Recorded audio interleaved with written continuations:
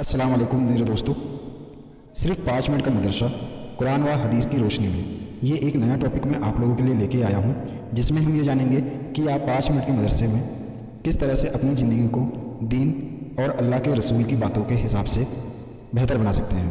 تو دوستو، پیش لفظ یہ ہے، دین اسلام زندگی گزارنے کا ایک کامل و مکمل دستور ہے جس میں تمام انسانوں کے لیے زندگی کے ہر موڑ پر مکمل رہنمائی موجود ہے۔ یہ دین بہت آسان ہے اور اس کے مطابق زندگی گزارنا بھی آسان ہے۔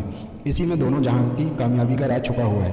اس کے بغیر ہمیں نہ دنیا میں کامیابی مل سکتی ہے اور نہ آخرت میں۔ اس لیے دین کو مضبوطی سے پکڑے رہنا اور اس پر عمل کرنا انتہائی ضروری ہے۔ یہی چیز ہمیں گمراہی اور شیطانی راستوں پر چلنے سے بچا کر خیر اور بھلائی پر باقی رکھ سکتی ہے۔ حضرت نبی کریم صلی اللہ علیہ وسلم نے حدیث پاک میں ہمیں اسی بات کی تعلیم فرمائی ہے۔ چنانچہ ارشاد فرمایا، میں تمہارے درمیان 2 چیزیں چھوڑ کر جا رہا ہوں، جب تک تم ان کو مضبوطی سے تھامے رہو گے گمراہ نہ ہوگے۔ ایک کتاب اللہ یعنی کہ قرآن کریم، اور دوسری ہے اللہ کے رسول صلی اللہ علیہ وسلم کی سنت۔ امت مسلمہ کو اللہ تعالیٰ کی کتاب اور رسول اللہ صلی اللہ علیہ وسلم کی سنت سے قریب کرنے کی غرض سے یہ کتاب 5 منٹ کا مدرسہ قرآن و حدیث کی روشنی میں کے نام سے مرتب کی گئی ہے، جس میں دین کے 5 اہم شعبہ ایمانیات، عبادات، معاملات، معاشرت اور اخلاقیات سے متعلق باتوں کو قرآن و حدیث کی روشنی میں 10 عناوین کے تحت جمع کیا گیا ہے۔ ان باتوں کو جمع کرنے میں اس بات کا خاص لحاظ رکھا گیا ہے کہ مختصر وقت میں امت کے سامنے دین اسلام کی اہم اور ضروری باتیں آ جائیں، تاکہ امت میں دین کا شعور بیدار ہو، اس کو سیکھنے اور اس پر عمل کرنے کا شوق و رغبت پیدا ہو، تاکہ امت جہالت و گمراہی سے چھٹکارا پا کر علم کی دولت سے مالا مال ہو اور آخرت کی طرف متوجہ ہو کر اس کی تیاری کی فکر کر سکے۔ اس کتاب کو اسلامی مہینوں اور دنوں کے اعتبار سے تیار کیا گیا ہے اور مخصوص مہینوں اور دنوں کے فضائل وغیرہ کو پہلے ہی ذکر کیا گیا ہے، تاکہ ان کے متعلق پہلے سے معلومات حاصل ہو جائے اور پھر اس کے مطابق اس پر عمل کر سکیں۔ لہٰذا گزارش ہے کہ اس کتاب کو ان مہینوں اور دنوں کے اعتبار سے پڑھا جائے۔ اس کو ہر مسجد میں کسی بھی فرض نماز کے بعد، اسکولوں اور کالجوں میں، اسمبلی کے دوران، مدارس اور گھروں میں بھی پڑھا جائے، تاکہ زیادہ سے زیادہ لوگ فائدہ اٹھا سکیں۔ اس کتاب سے استفادے کو آسان کرنے کی غرض سے کتاب کے آخر میں ہر عنوان کے تحت آنے والے مضامین کی فہرست دی گئی ہے، جو عناوین کی ترتیب پر ہی ہے۔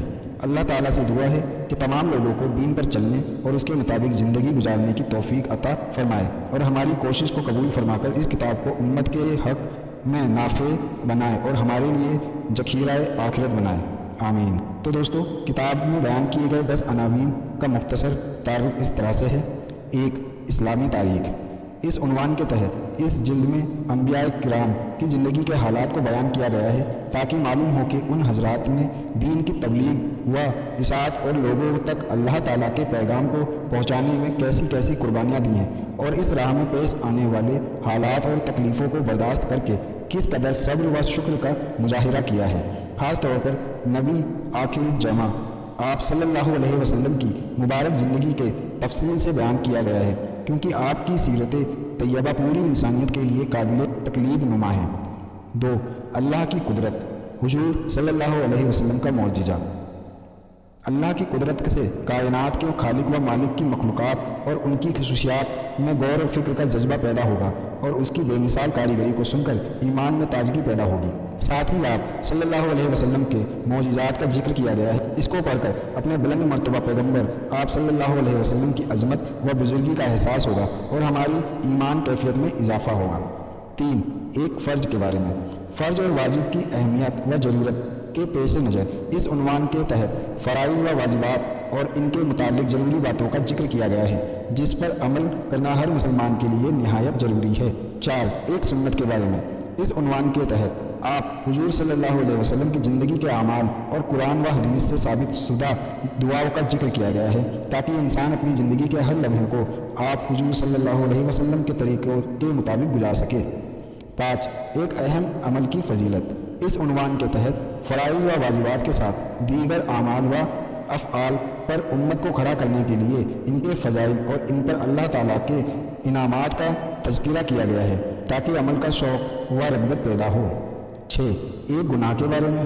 اس عنوان کے تحت شریعت کے منع کردہ اعمال و افعال اور ان کے کرنے پر سزا و عذاب کو بیان کیا گیا ہے تاکہ انسان اس سے دور رہ کر زندگی گزارے اور دنیا و آخرت کی ذلت و رسوائی سے بچ سکے۔